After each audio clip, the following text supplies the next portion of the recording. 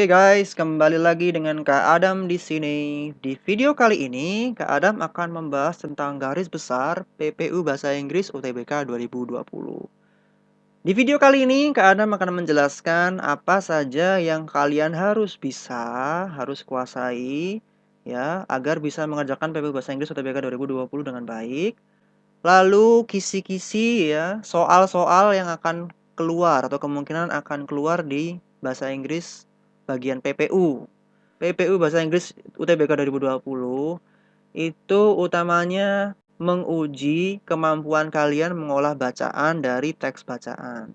Jadi dari teks bacaan mencari kemampuan mengolah bacaan kalian. Nah, apa yang dicari atau apa yang diharuskan kalian bisa itu pada umumnya hanya ada dua.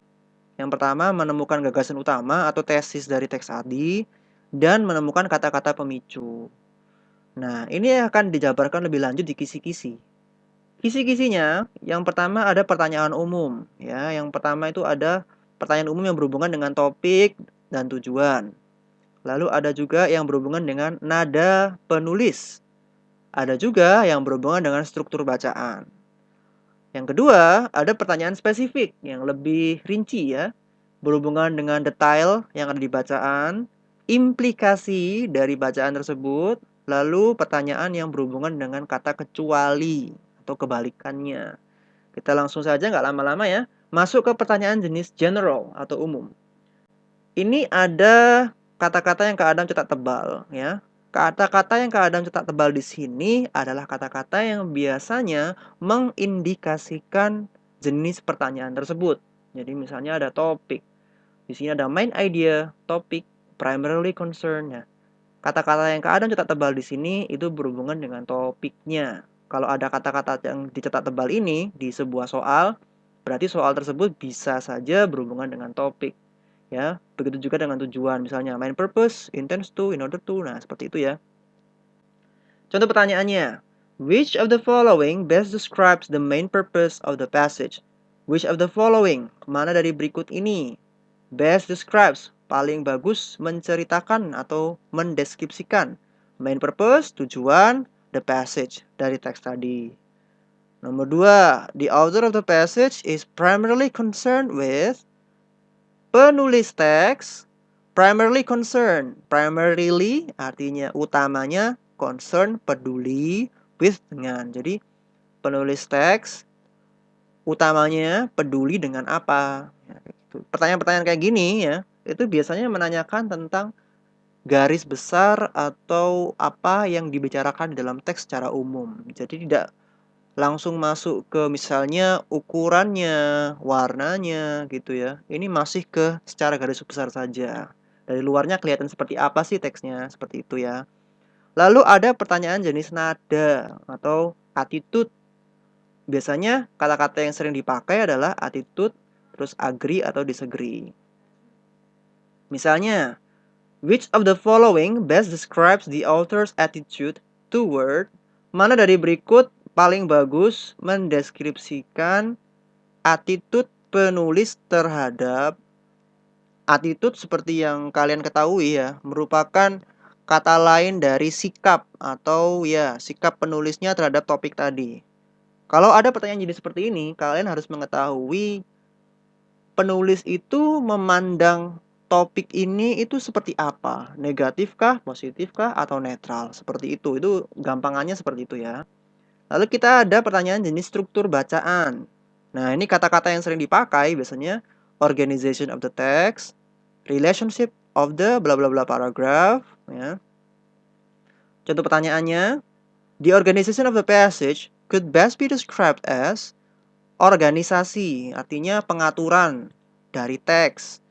Best paling bagus, ada kata be, di sini artinya dia, dideskripsikan sebagai, jadi nomor 1 ini menanyakan teks tadi itu disusun seperti apa. Misalnya ada teks yang menyusunnya itu dari perkenalan dulu, baru identifikasi. Kayak perkenalan dulu, baru deskripsi ya. Kayak teks deskriptif. Ada juga yang kayak teks naratif. Orientation, complication, ya masih ingat kan? Ya itu pelajaran di SMA. Itu yang dinamakan dengan organization of the passage. Nah, Pertanyaan nomor 2, ini modifikasi sebenarnya dari pertanyaan nomor 1, tapi harusnya lebih gampang. Nomor 2 itu hanya menanyakan tentang hubungan antara paragraf. Jadi kalian harus tahu fungsi dari paragraf ini apa, fungsi dari paragraf ini apa. Misalnya, di nomor 2 ini, which of the following best describes the relationship of the second paragraph to the first paragraph. Jadi, hubungan paragraf kedua dan paragraf pertama.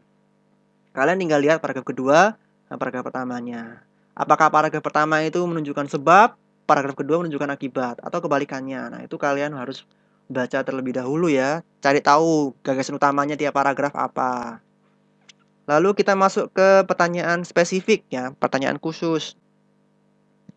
Yang sering dipakai adalah refer, consider, mention, sama statements. Contoh pertanyaannya adalah di sini ya. The author of the passage considers Chrysler Motor Company to be. Penulis teks melihat atau mempertimbangkan Chrysler Motor Company sebagai. Kalau ada pertanyaan seperti ini, yang harus kalian pegang adalah kata kuncinya. Misalnya, considers Chrysler Motor Company. Biasanya setelah kata consider ini ya, ada kata kuncinya. Jadi Chrysler Motor Company inilah yang harus kalian cari di bacaan. Lalu di sini ada kata refers. Refers itu merujuk ya. To the grove. Nah, refers to the grove. The grove inilah kata kuncinya. The author mentions tanda petik titik-titik 3 ini ya. Most likely in order to. Nah, ini yang dirujuk, yang harus dicari adalah yang ada di dalam tanda petik. Seperti itu. Perlu kalian ketahui juga sebenarnya pertanyaan jenis detail ini bisa digabung dengan pertanyaan jenis tujuan ya.